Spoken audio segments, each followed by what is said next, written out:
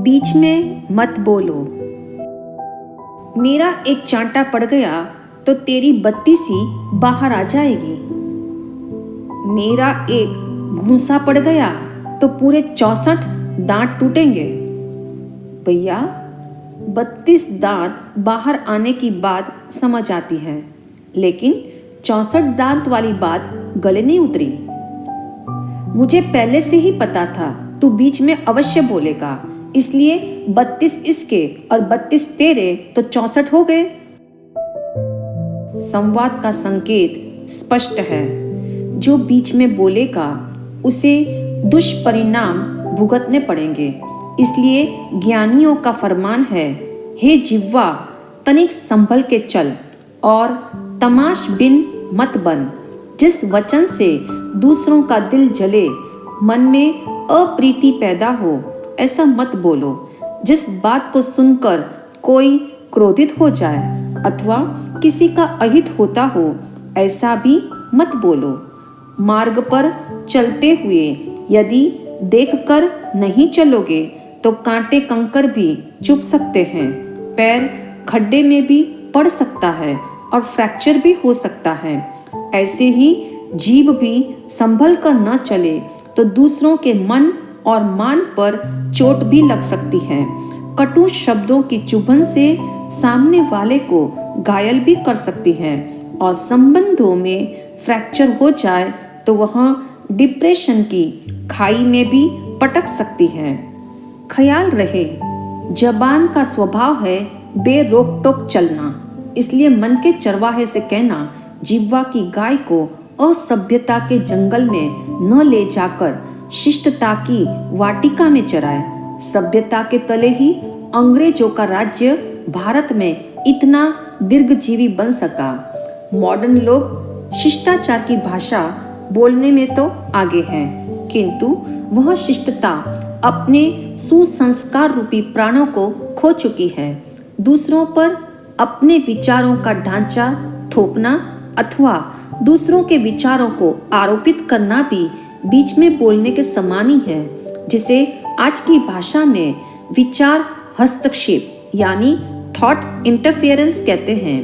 भाषा की मर्यादा और शब्दों की गरिमा बनाए रखने हेतु तीर्थंकरों ने प्रबंधन सूत्रों के तले भाषा की सम्यक प्रवृत्ति बताई है, ताकि वाणी का प्रयोग उचित तरीके से हो सके। जो वाणी के विधि और निषेध डूज और डोंट्स को अथवा डूज और डोंट्स को जान लेता है, वह शिष्टता का उल्लंघन नहीं करता। इसलिए उसकी वाणी असंस्कृत सिद्ध नहीं होती। आज ये बात विज्ञान सिद्ध है कि शब्दों की तरंगों में असीम शक्ति होती है, जो क्षण मात्र में सारे संसार में फैल जाती है। इसी कारण तो लोग मोबाइल फोन से दुनिया के किसी भी क्षेत्र में रहने वाले व्यक्ति से बातचीत कर सकते हैं। टीवी, रेडियो, टेलीफोन आदि उपकरण ध्वनि की शक्ति से ही मन को खींचते हैं। इसलिए वाणी का शरीर और मन पर विशेष प्रभाव पड़ता है। प्रतिदिन के जीवन में ऐसे सैकड़ों प्रसंग आते हैं जब हम शब्द से ऊर्जा पाते हैं। मनपसंद बात अथवा मनपसंद संगीत सुनते ही व्यक्ति भाव विभोर होकर झूमने लगता है। इससे विपरीत व्यंग्यात्मक एवं अपमानजनक शब्दों के प्रयोग से महाभारत हो सकता है। जरा सोचो, वाणी की ऊर्जा को बीच में बोलकर वेस्ट करना है अथवा बहुमूल्य बातों में इन्वेस्ट करना है। यह हमारी समझ और दृष्टि पर निर्भर करता है।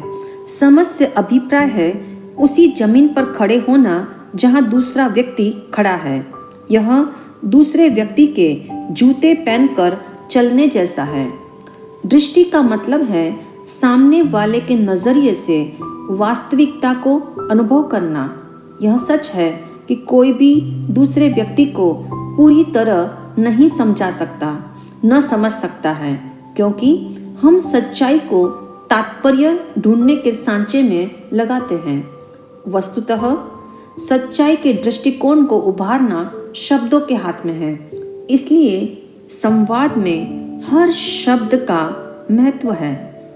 यद्यपि प्रत्येक व्यक्ति को दूसरों की बात सुननी पड़ती है और अपनी बात भी कहनी होती है, इसलिए उसमें आहत भावनाएं, रक्षा का रुझान और सुरक्षा का बोध, व्यवहार में बदलाव अथवा नाराजगी सब कुछ होगा। किंतु हमारे शब्द दूसरों को चोट पहुंचाने वाले ना हो, इसका ख्याल रखा जाए तो शब्द को समझना और समझकर सूझबूझ के साथ उसे अपना विश्वसनीय साथी बनाना आसान हो जाएगा।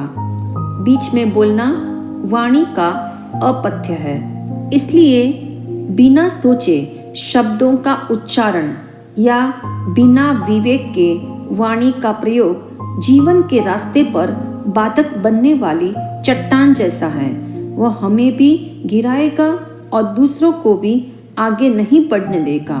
इसलिए जैन दर्शन ने भाषा समिति के तले सूत्र दिया, अपुच्छियो न भाषिजा भाषमानस अंतरा, अर्थात बिना पूछे किसी के बीच में मत बोलो, क्योंकि बीच में बोलना सभ्यता के भी विरुद्ध है और पूछने पर बोलना ज्ञानी की पहचान है।